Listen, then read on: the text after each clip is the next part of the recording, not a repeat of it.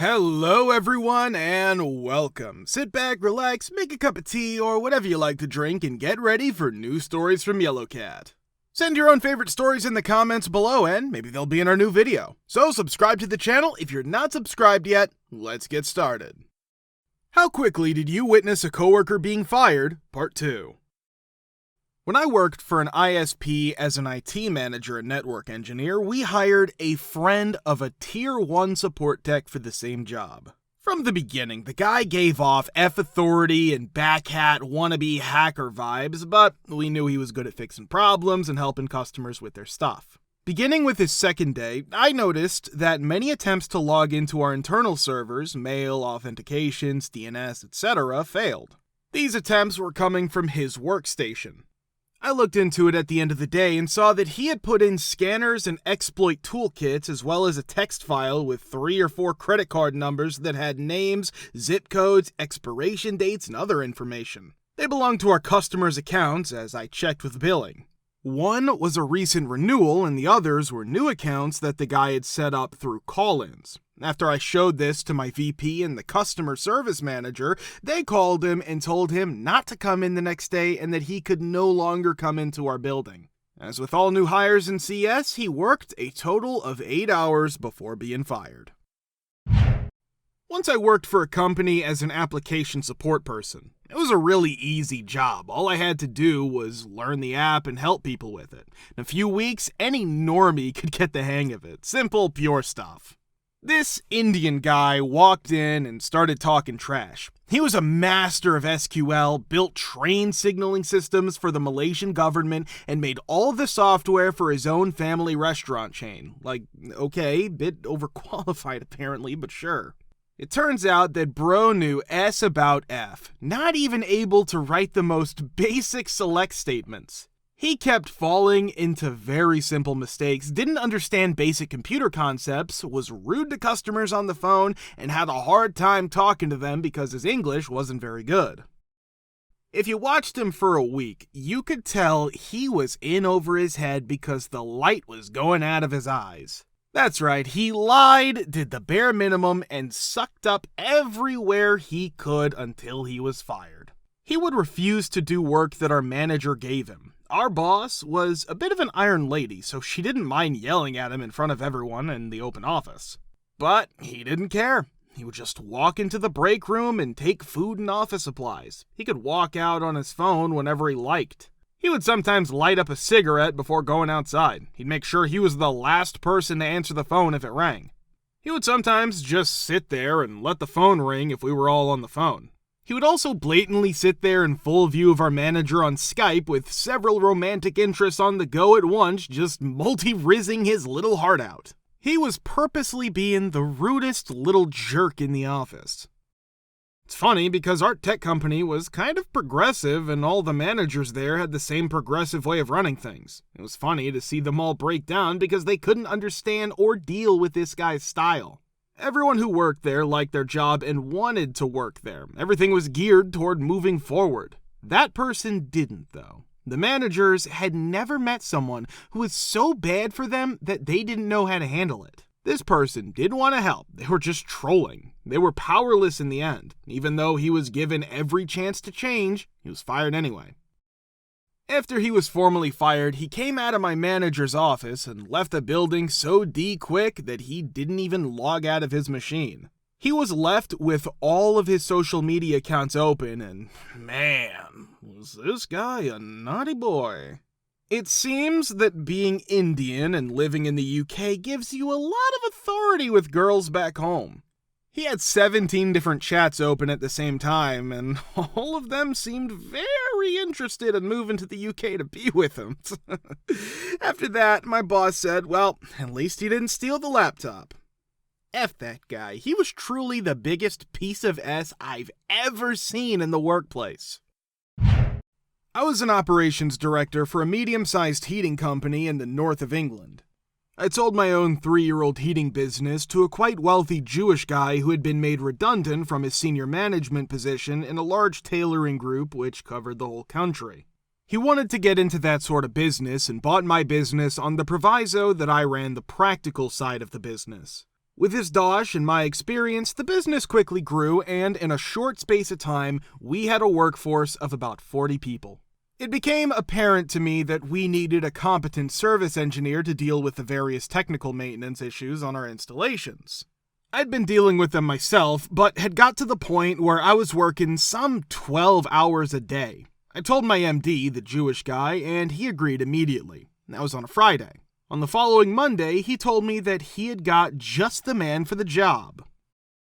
Turned out that at the synagogue on Saturday, it had come to his notice that some Gentile connected to the synagogue had fallen on hard times and lost his job stacking supermarket shelves.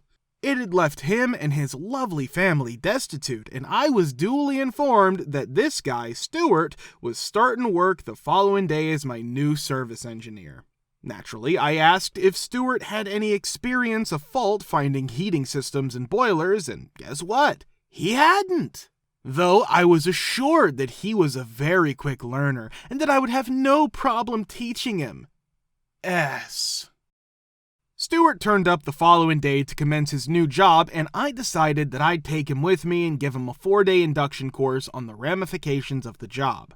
I wasn't at all surprised when I learned that he had never put an electric plug onto an electric wire.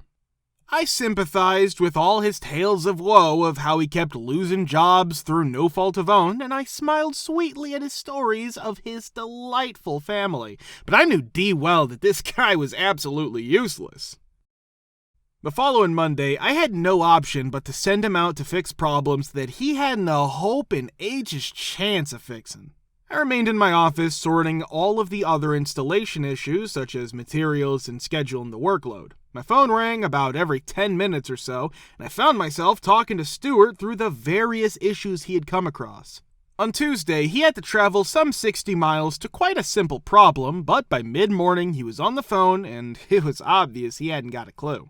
I had to abandon my own workload and visit the job myself. He was in the loft and had disconnected just about every control wire on the system and made the matter 10 times worse than when he'd started. I kept calm, excused myself from his presence, sat in my car gripping the steering wheel, and shouted at the top of my voice, "Effing H!" I was then able to return to Stuart and calmly tell him that he was the most useless individual that I'd ever come across and that he was sacked as of that moment. He started to cry and sob about his poor wife and 2 little girls and how he really needed this chance to prove his ability.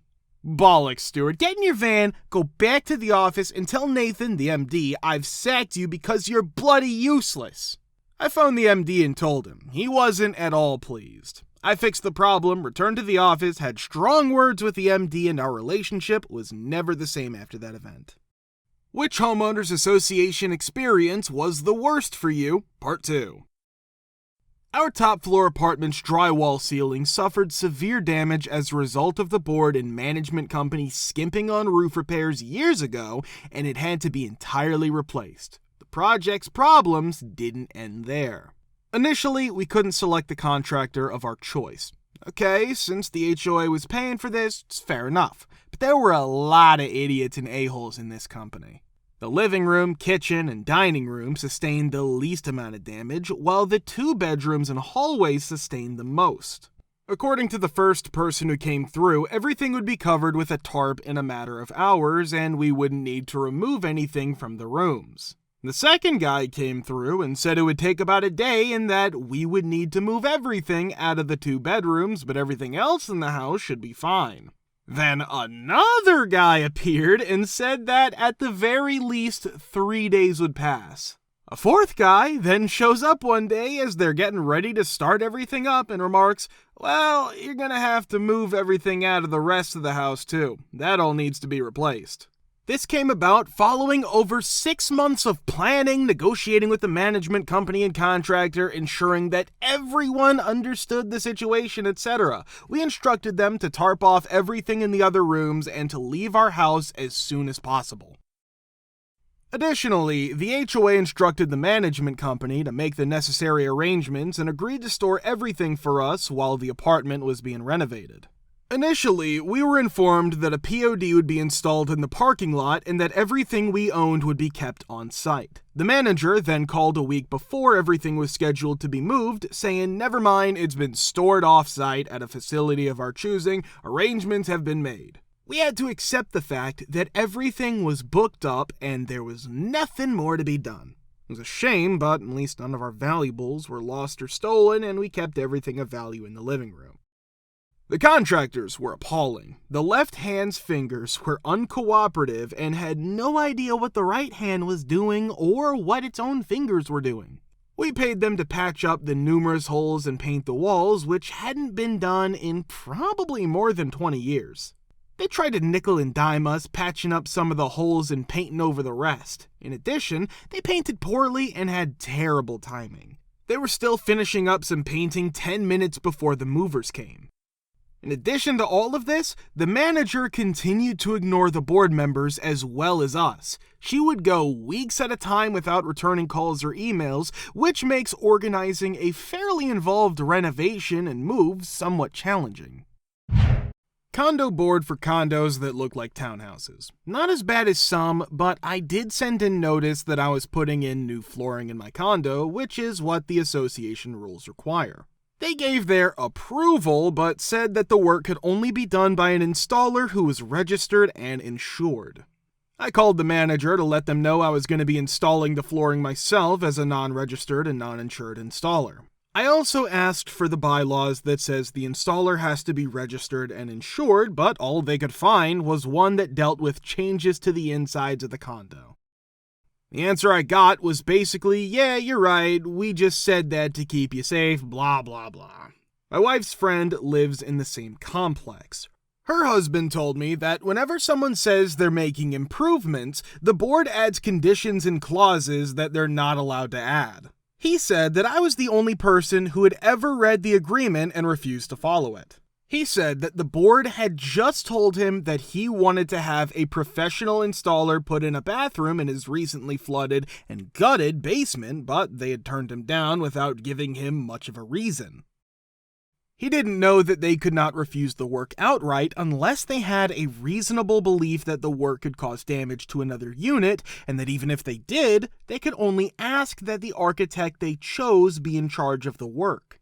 I went to the next meeting of the admin board with him to appeal their decision. I used the same part of the bylaws to force them to explain why they denied him and why they hadn't given him the architect's contact information so he could decide if it was worth it to keep going. Not a single board member could explain their ruling in a logical way, and they didn't even know what the part about an architect meant. Then I told them they could start installing the bathroom since the 2 weeks they had to make a reasonable claim of possible damage and give the architect's information were over. One angry member said they would talk to the group's lawyer and give a cease and desist order. I told them that our friend would be happy to help if they could provide it, but I don't think the lawyer would suggest that they do that. It was brought up at the next meeting by my neighbor who's on the board. She knew that the other member had talked to the lawyer, and the lawyer told them there was nothing they could do because the deadline had passed and they hadn't followed the bylaws correctly in the first place. According to her, the other board members do it all the time, even though she has told them many times not to. But she is always overruled by the votes because they're all on power trips. The bathroom in the basement of my wife's friend's house is very nice and very useful for kids' birthday parties. Portion of our funds were being taken by the board president. He had another member of the board on board with him. As soon as I had a pretty good idea of what was going on, which was based on his efforts to recruit me into his scheme, I exposed him to the community. Got kicked out of a few board meetings, which ultimately resulted in more people comprehending the reasons why he did not want me there to expose his BS. The end result was that we had to go door to door with a few of our neighbors every night for several weeks in order to collect enough signatures to have our board removed. Not a single one of them would show up in person to any of the upcoming meetings in order to provide an explanation. Without a shadow of a doubt, they were guilty of embezzlement, and there was no way to deny it. I assumed the role of board president and immediately began working to correct the situation. A neighbor who assisted in the collection of signatures ended up being the one who ended up marrying me. She's the best thing that ever happened to me, so I'm actually quite glad that piece of S loser Katrina transplant was stealing from us. If you want to watch the part 1, click the link here. Thank you for subscribing, the likes, and comments. We're very happy to see you all in the comments too. Thanks for your support.